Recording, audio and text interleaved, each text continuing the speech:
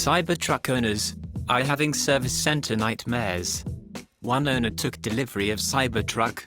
Within hours of delivery, he created a service request for different issues.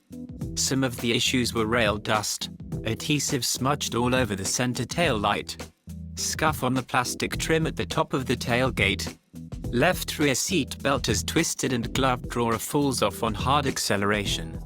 The truck has spent 4 full days sitting in 2 different service centers and none of these 3 simple repairs has even been started.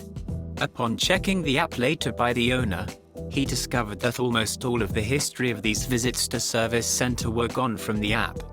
The chat history is gone and the invoice states, "Customer did not authorize repairs."